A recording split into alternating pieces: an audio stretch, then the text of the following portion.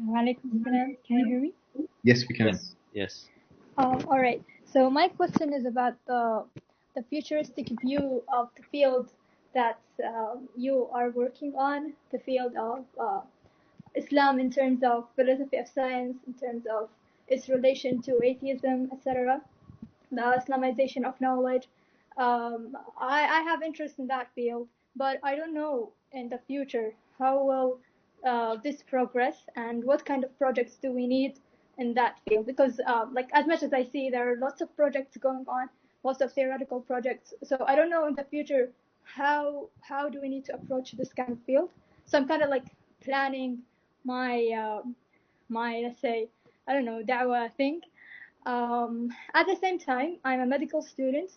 I'm still in my second year, and I don't know if it is possible to mix the two, to the two careers. No, they're not careers, but to mix the two fields together in working, or should I just focus on my medical studies, and this can be useful to the Ummah or something.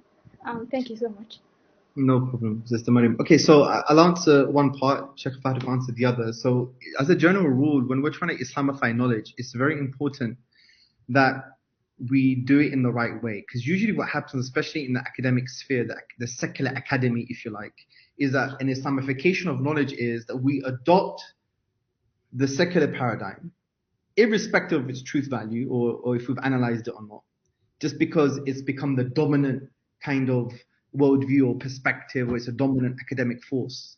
And we're social human beings and we get affected by that, right? By peer pressure and so on and so forth. And what we do, we adopt false epistemological and metaphysical assumptions. And we don't realize that. And we adopt, for example, an unhealthy skepticism which exists in the kind of secular paradigm. And we may adopt a certain metaphysic, a first principle, a lens, in order to understand ourselves and the world, like, for example, philosophical naturalism. And we will use that to try and Islamify some things and just put some Islamic terminology and just try and do some kind of crazy link to the Quran and the Sunnah. That's a very terrible state of affairs. And even the prioritization of what I call an epistemic hierarchy, I've just made that up now, right? Because, for example, when it comes, take the preservation of the Quran.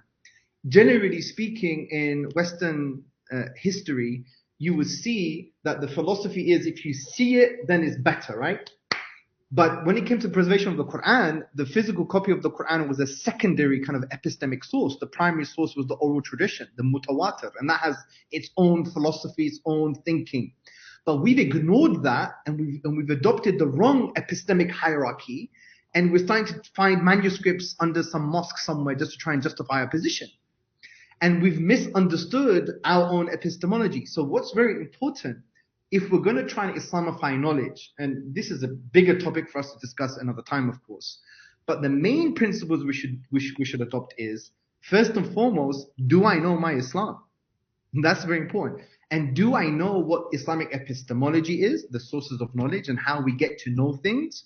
And do I understand Islamic metaphysics? And what I mean by that is, what are the kind of first principles? What's the fitrah? What are these essential first principles that are part of my deen, that form the lenses that allow me to truly understand myself, my world, and the relation with it, my relation with the world.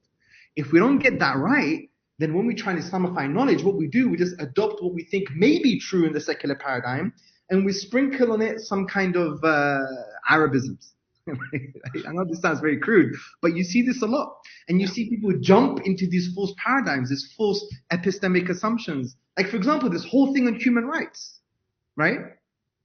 Human rights this, and don't get me wrong, of course we believe in human rights. Hukuk al-ibad is part of our ethical tradition, the rights of the servers, the rights of the individuals.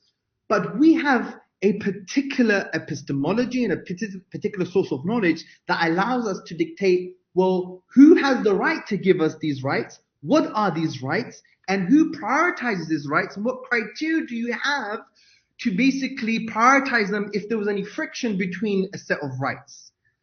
But what we do now, because we don't understand our own epistemology and our own frame of reference, i.e. revelation, we look at the dominant world and we just adopt what they give us, irrespective of where it came from, irrespective of if it has an individualist bias, irrespective if it has a liberal bias, right?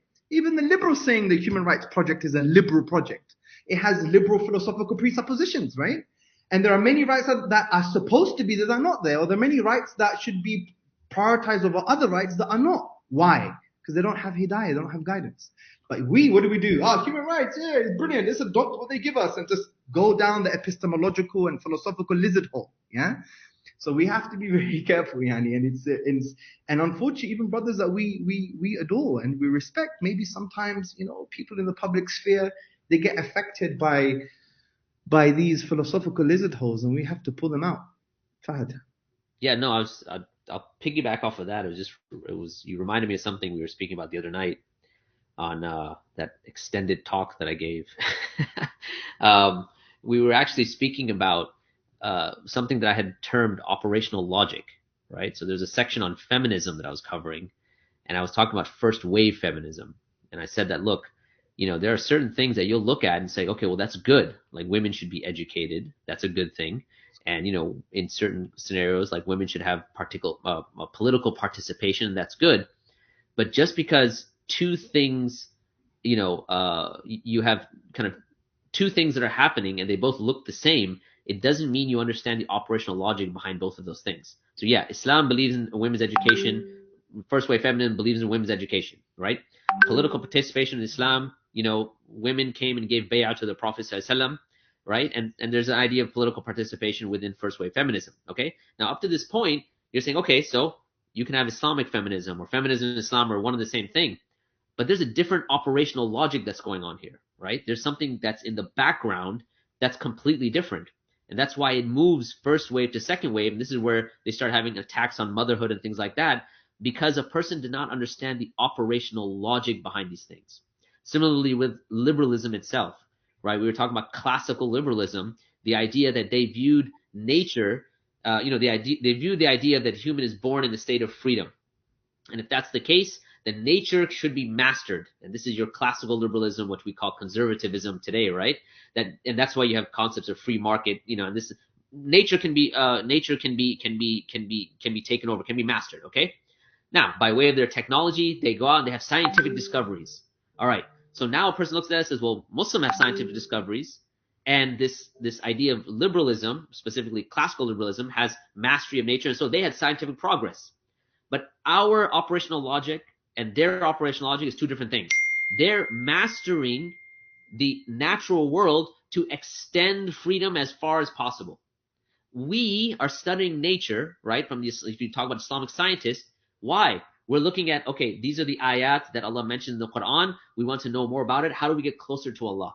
And these things are reflected in many areas. I talked about architecture, for instance.